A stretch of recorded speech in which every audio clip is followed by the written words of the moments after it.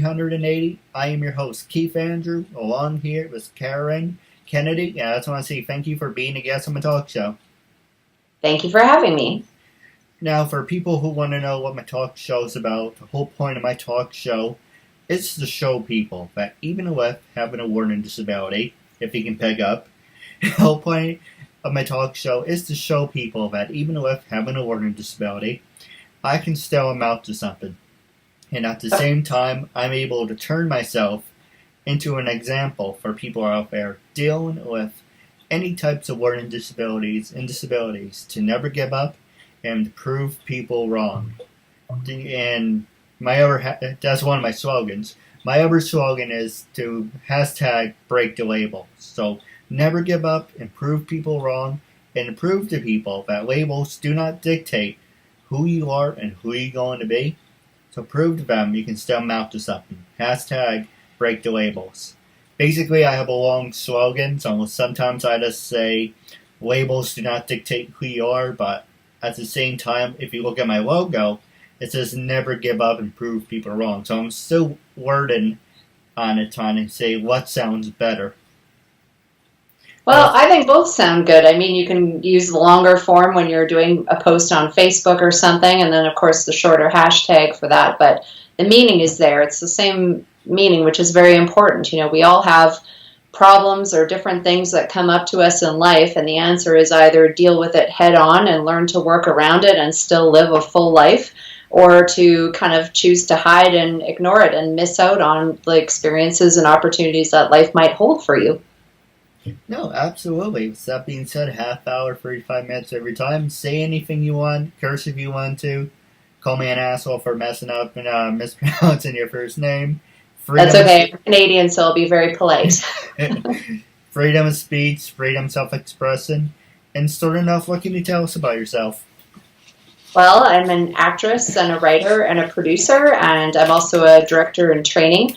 I previously was a paralegal, and that was my previous occupation prior to starting my adventure in YouTube and learning about the internet and web series creation back in 2011. So in 2011, I didn't know anyone in the film industry. I took an acting class. And the piece of advice for me was if I was serious about wanting to learn, how to act and maybe, be seen and discovered, it isn't going to happen at home on my couch in Calgary. There's not as big an industry and there isn't as many things happening. So the suggestion was to create a web series. And I didn't really know anybody in the field who was doing web series. So I just decided to write something that I could do on my own. So I learned how to use my camera and videotape on my own using a remote control. I had a computer, a MacBook Pro, and I learned how to edit videos. And I just created a very simple little kind of a skit type scenario where each little webisode was an individual standalone episode, just encouraging people to get out and try different things in life, whether it would be, snowboarding or, taking a cooking class or, a different recipe I would show. But I ended up doing 125 episodes of these on my own and put them up on YouTube. And I believe they have about 890,000 views to date on YouTube. So that was kind of where everything began, and I really enjoyed the experience I found by being on YouTube and kind of reaching out to people with my point of view and my perspective on things that, age shouldn't be a boundary to getting out and trying new things, and if you're single, that shouldn't be a boundary to getting out and trying new things or meeting new people or, trying new experiences. That was really kind of my mandate, and I found people were really responsive to that on Twitter and in other ways through social media, commenting on the videos and sending me messages saying that, they appreciated the encouragement and it was just, the shot in the arm they needed at the right time. So from there, I decided I wanted to get more into acting. I did a couple of things of background on Heartland and Fargo, the TV series that's shot here. And after doing that, I found I wanted to do a lot more than just be part of the background. So I decided to write more of my own material so I could create larger roles for myself. Again, I'm a woman who's, in her 40s, let's say. So there aren't a lot of roles in film for women in general. And as you get older, it's even harder. And Rather than waiting for an opportunity or never having an opportunity come, I decided to write my own web series. And that's when I wrote Danger Pay, and I created 6 episodes of that are also on YouTube, and they're also on Funny or Die. And I play a paralegal who works for a bizarre lawyer out of his house. So I filmed 6 episodes of that, acquired a crew. I had other actors involved. It grew to be a much bigger project, both time-wise and, as far as the investment of creativity and time beforehand in preparation. And those 6 episodes have done quite well as well on YouTube and on Funny or Die. And they merited, I believe, 11 film festival laurels for me to date, including it was Outstanding Lead Actress in a Comedy nomination from Los Angeles Web Festival, LA Web Festival. So in May this year, for the first time, I got to go to Los Angeles, and my web series that I filmed in my house with a camera and my own ideas and produced and put together and acted in, played at Sony Studios in Los Angeles. So that was a pretty big experience and very exciting. And, my mandate has always been, if you have a passion you want to pursue or something you want to do, don't let anything hold you back from that. Come up with a plan on how you want to put it into action and just go for it. Put it out there and, show the world what you're capable of doing, and that you want to play and engage with others. It's important. No, absolutely. I do have a couple questions for you, but before you said you were in Fargo and you were in Heartland. What can you tell us about your 2 experiences? What did you enjoy more, and what stands out the most? Probably I would say Heartland stood out the most for me, only because I had never done background and been on an actual movie set before. So that was probably the first real kind of eye-opener of the atmosphere and the scene and the hustle and bustle of all the cast and crew, and how, it's almost painstaking how each scene that's just a few moments long takes a very, very long time. I was there for 2 full days, and that was just a very small, maybe 3-4 minutes out of an entire episode of Heartland. So you see the amount of time and investment that the cast and crew put into this. And of course, just seeing, the movement and the coordination of everything, right down to where the background people are standing, where they need to go by the time a certain line is said, what the responses need to be, and just all that stuff. It was very intriguing the first time around. Being on Fargo was very interesting as well. I was there in a scene with Colin Hanks, and it was during the first season of Fargo, and it was an interesting scene as well because I was playing a police officer. You would never probably know it's me, but I'm in the background, and I have a full, police uniform on, and you kind of take on this other persona with, your hair tucked back neatly, and you just kind of learn to blend in, which is what you're doing in background. You're not taking away from the lead actors and the story of what's going on. And as I said, that's kind of what initiated my love for observing, what these film professionals were doing on a day-to-day basis, and I wanted to do more of the same. All right. Now my next, don't mind me, when I don't do my interviews on an everyday basis, I do get up with hesitation. So my next question I was going to ask you is, who influenced you to become an actress, and how many years have you been acting?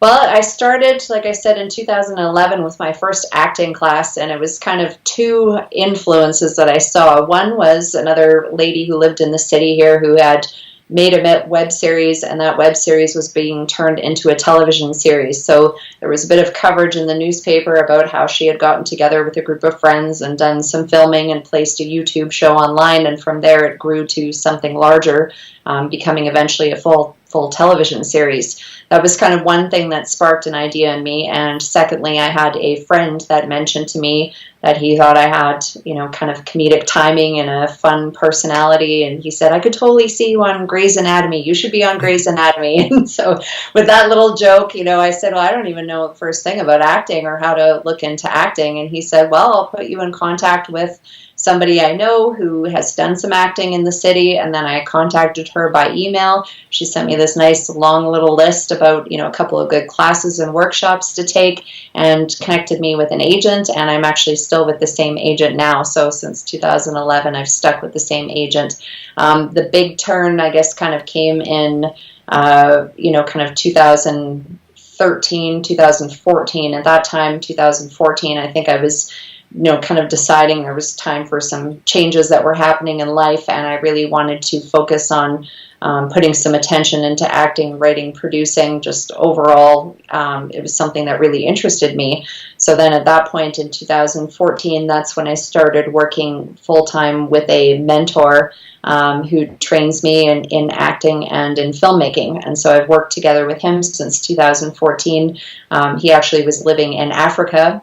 He's Canadian, but we would Skype once a week and still do to this day. And he kind of, provides encouragement, gives feedback, helps give ideas, and it's just a helpful thing to stay motivated when every week you're having a meeting to kind of chat about your progress and about your goals and about what you're doing to keep going forward, right? It's not always about getting the actual goal achieved.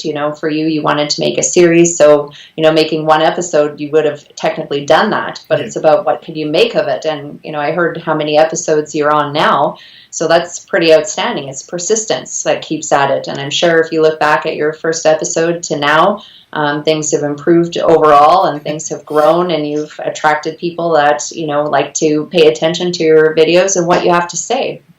Oh, there's no comparisons to my early work. I started in 2013. Don't ask me why I seem like... And if you go back to all my interviews, I'm like a broken record. Sometimes I sound like a parrot. But, I say, when I started it seemed like a good idea, but I still was getting panic attacks. I don't really like talking on the phone, because I feel like I'm talking to myself.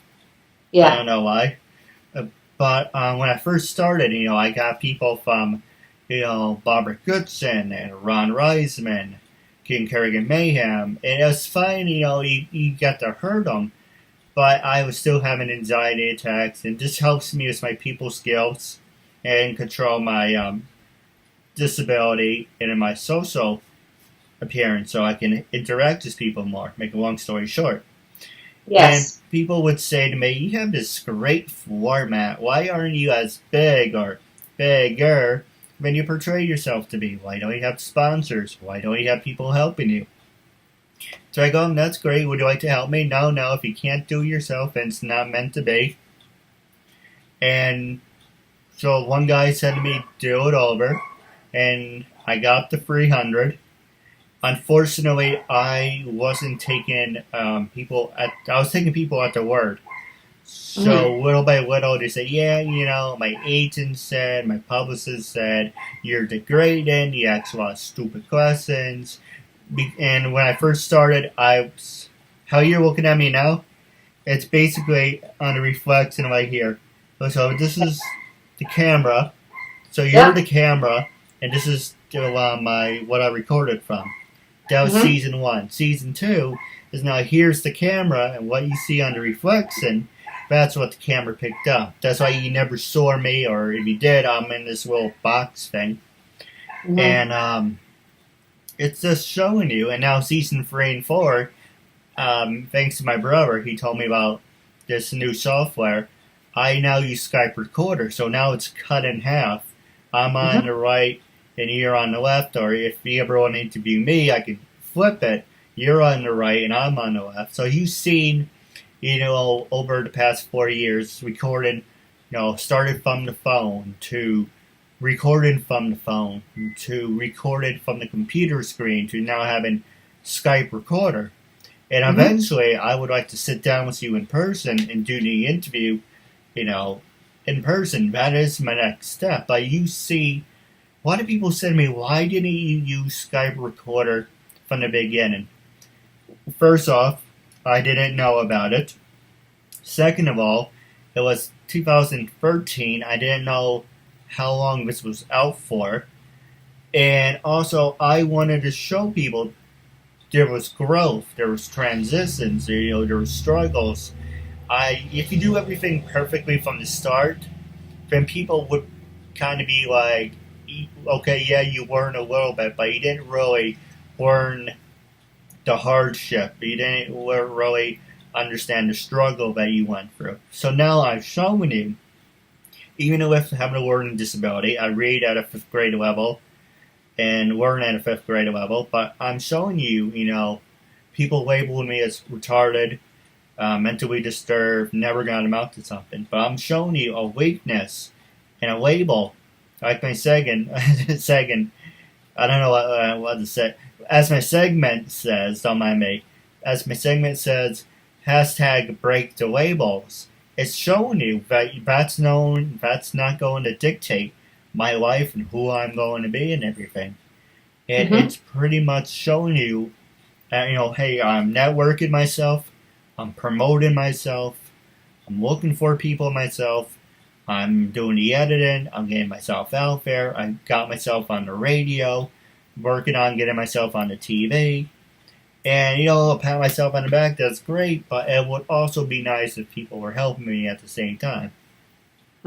But I do have one question for you, then I'm going to pass the show over to you. And then we're going to take a break. But actually, let me ask you this, then we take a break, and we come back, I'm going to pass it to you. And the first thing I'm going to ask you is, what were some of your breakthrough websites? And what I mean by that, it's social media. Can social media make you or break you? In your case, what were the websites that helped you break through? Was it Facebook, Twitter, Instagram? Was it some of the paid sites like Access? That's no, it's Access.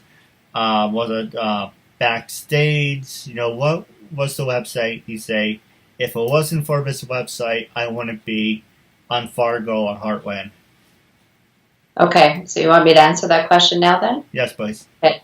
So what I would say to that is, for me, I've taken a rather general approach. I think it's kind of important to be everywhere because you don't know what certain platforms are that certain people use. Some people only use Facebook. Some people only use Twitter. Some people only use Instagram. Some people only are on Backstage. So, obviously YouTube was probably the largest thing that got everything going. Having, almost 900,000 views to something I created says a lot about public curiosity about the things that I'm writing and the things that I've acted in, which is a very good thing. Twitter has been very important for me as well. I've grown a Twitter following of just under 45,000. So I find with Twitter, you're able to connect with and reach out to people that, are not in your friends circle. Facebook is kind of limiting. You can post public, but it's harder to get kind of people to follow you on that type of thing. Whereas Twitter, if you post a tweet, anybody could potentially see it or run across it. It doesn't necessarily have to be someone who follows you. Right. So, there's a lot of people that are a little bit, shy of social media, but they will be on Twitter and they may not have a Facebook account because they're a little more private. So I find Twitter is a good way for connecting with people maybe who aren't on Facebook or outside of your reach of your friends. Facebook, as far as your friends go, obviously that's very helpful because you can kind of communicate a little bit more personally. You have more than the 140 characters on things you can post. And of course, you can stay in kind of direct communication and contact. Follow, what your friends are up to and what they're doing. Pay attention to what's happening in the industry.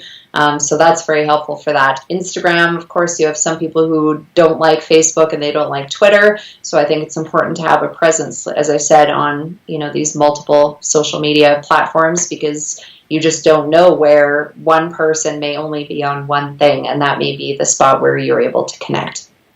No, absolutely. And I agree with you. I'm on, let's see, last time I checked, Twitter, I was at 800, so I'm almost reaching my goal of 1,000. Instagram, it's got to take a long time for that to get up there, but it's over 200. Facebook, I have two, don't ask me why, I have 2 Facebook fan pages. And everyone likes the second one. For whatever the reason is, they like my backup page. I don't really use it that much. The point of the backup page is to say if I reach my limit on the first page, I say, okay, I have a backup page. But whatever the reason is, I have over 600 people liking my backup page. It's like, I'm very thankful, but couldn't you guys like my main page too? Yeah, my main page is just like 400.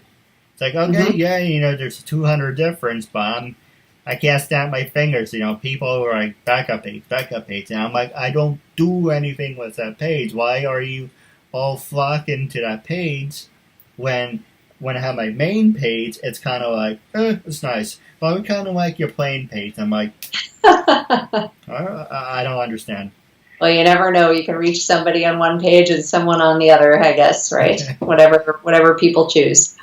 That's true. We're going to now take a quick commercial break, and when we come back, I'm going to pass the show over to you. Okay, sounds good. A message for yourself or as a gift for someone else. For personal connections, shout-outs, birthdays, proposals, weddings, and much more. Enter your details about yourself so the celebrity can record a personal video message especially for you, including details such as your name, age, birthday, hobbies, or whatever else you include. As soon as the video has been recorded, you'll get an email with your link so you can share it on social media or download and keep it. Celebrities record videos as and when they can, usually within 2 weeks. But if you want a video for a specific date and it does not look like it will arrive in time, you can cancel it and get an instant refund at the click of a button. There are hundreds of celebrities to choose from and many more joining every day. Search by category or genre, buy a gift voucher, get updates and offers, and encourage your favorite celebrities to join so they can connect with fans in a fun and unique way. Raise money for their charities and much more. So order your video now for yourself or for someone else. Your host, Keith Andrew, along here with the talented and beautiful Carolyn Kennedy. I just want to say thank you for being my guest and putting up with me. Thanks for having me. I try to have fun with everyone. Of course. Now I'm going to pass the show over to you for the last 15 minutes, but the one subject I do want to ask you is for your honest opinion. I usually say this for the end, but let's have some fun with it. Sure. The last subject I'm going to pass over to you is when I first approached you to be a guest on my talk show, what was your first reaction?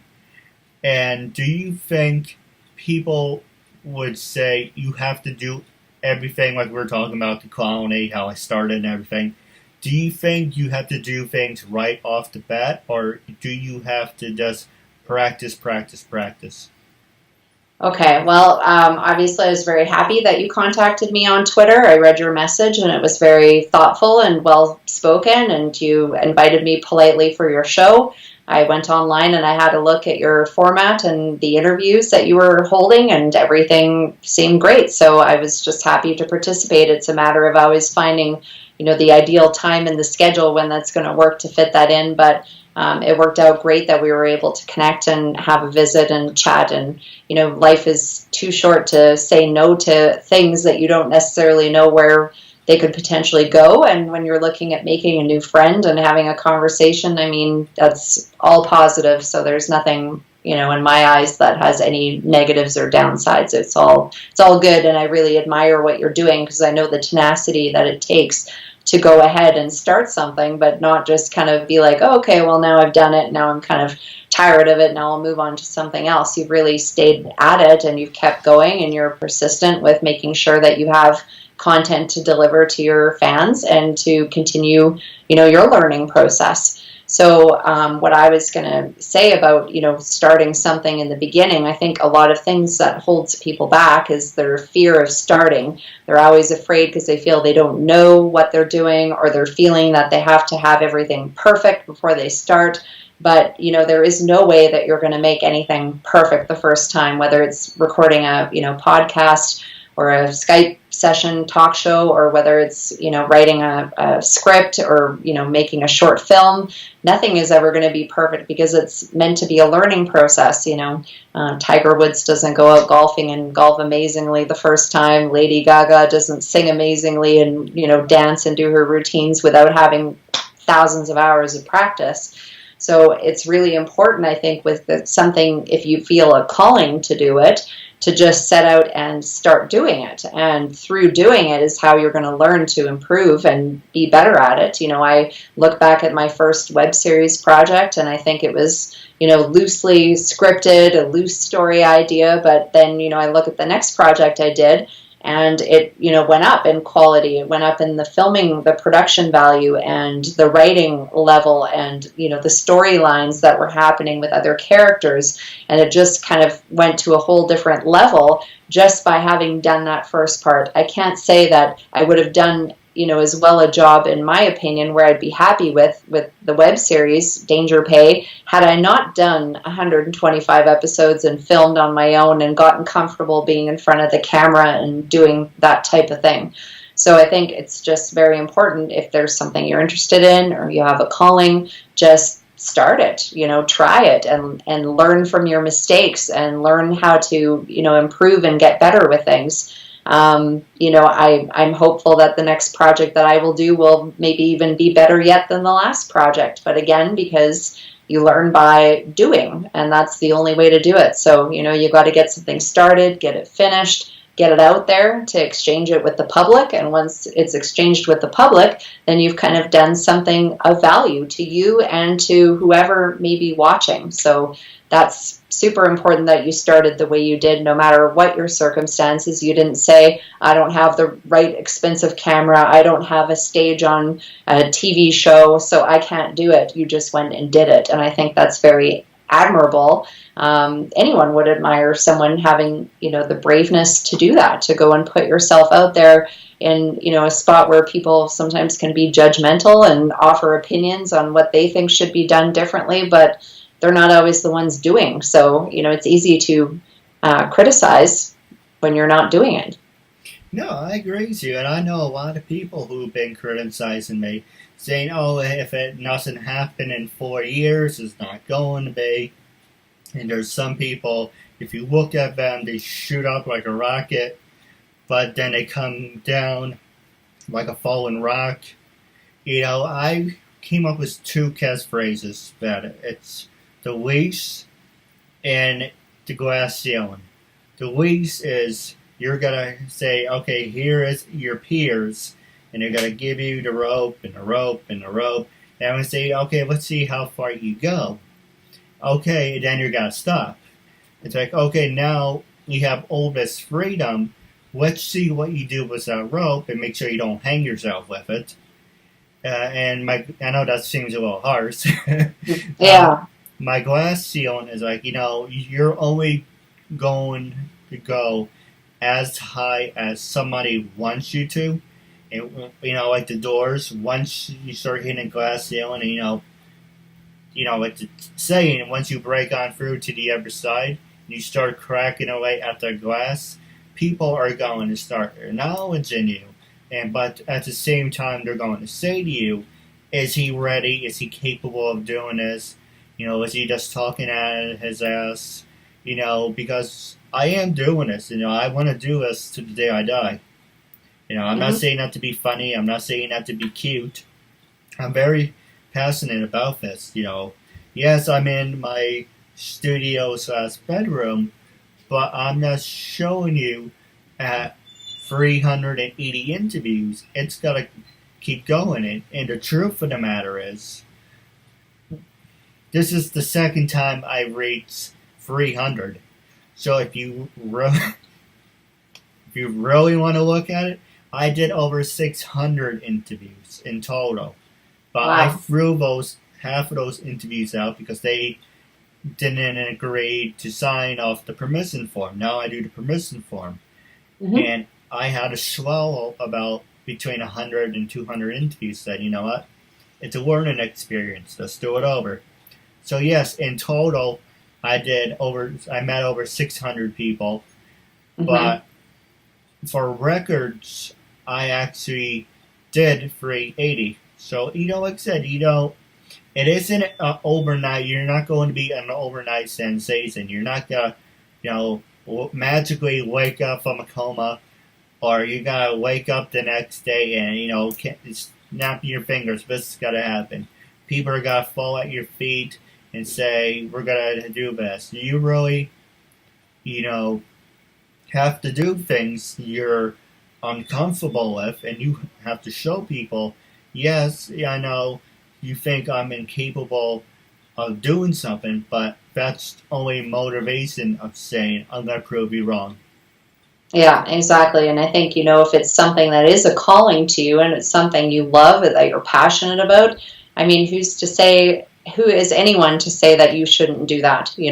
It's you're answering your calling and your purpose here, and you're the only one who knows what that is. Nobody else is in a position to judge that. No, absolutely. Now, wrapping up our talk show, I'm going to pass the show over to you. Was there any funny stories that you want to talk about? Any funny pranks you pulled on the people? Well, I'm not much of a prankster. I'm a pretty kind person, so I'm just generally pretty hardworking. I wake up in the morning and I just work focused on trying to, grow and improve and learn and, see what I can bring to my next project that I'm working on.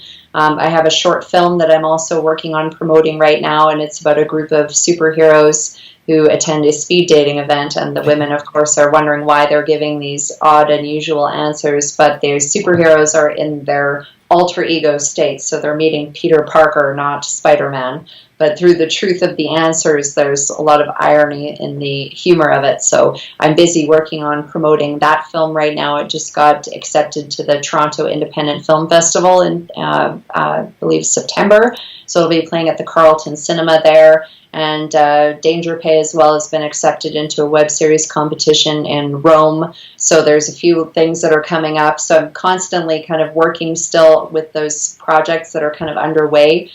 Super Speed Dates, the short film, isn't online yet, but I will be releasing it online once it's done its festival run. It just is a requirement that I cannot play the video online while it's going through the festivals. So I wanted to give it its fair opportunity to do what it could. But again, another example about kind of persistence. I looked around to try to find an upscale lounge or a restaurant where I could film in, and when I couldn't get what I needed to do, instead of deciding not to do the project, I actually set decorated my basement to look like an upscale lounge. So, got little round tables and put little, roses on the tables and little candles and put chairs all around and, dimmed the lighting and added, kind of blue and pink lighting like you'd see maybe in a restaurant or a club. And I just kind of brought it all together, and I ended up having 11 actors, 3 background performers, and it was a full day of filming in my house to make this thing happen. So again, it's just, this resiliency that I feel like if there's a will to do it, then you find a way to do it. And by doing that, you grow. You also inspire other people to see, hey, I've been wanting to write that book. Maybe I should be writing that book now that I see that this person is able to do what they're doing. So you kind of bring out, I find, the best in people by trying to bring out the best in yourself. It's kind of a happy benefit, and, it's just such a better place, in my opinion anyway, to see arts and creativity and imagination coming to reality to help either, entertain people or enlighten people or amuse people, whatever it is. It's just a great way to communicate and a good atmosphere that you're building, and it's a positive thing you're putting out in the universe instead of a lot of the negative stuff that you see going on in the news and in the media today. If we all focused a little bit more on creating and making and doing something positive with time and energy, I think it would be a little bit of a better place everywhere, in my opinion. No, absolutely. I do have a couple questions for you off the air. About Sure. Wrapping up our interview segment, because I asked you my question before, so I need to come up with something better. So, what is your first impression when I first invited you? And after doing the interview and listening to me and the whole thing, what is your overall expect of me? You can be completely honest. You can be brutally honest if you want. I'm going to be completely honest. I really admire what you're doing. I admire your tenacity to keep going with your episodes. I admire the fact that you reach out to people and you ask. You're not afraid of hearing no. You're just out there asking, and whether the answer is yes or no, either way, you're fine. I think that's the right way to approach people and approach things. And I thought the interview went great. I mean, you're a very friendly, personable person, and you got a smile on your face. So, I mean, what's a better way to get to know somebody than have a conversation, right? Sometimes we need to slow life down a little bit and take the time to make new friends. No, absolutely. Now stay tuned for Off the Air. I do have a couple questions. About Sure. wrapping up our interview segment, it was a real honor and privilege to have you as a guest, and I'm looking forward to part 2 down the road. Sounds good. Thank you very much.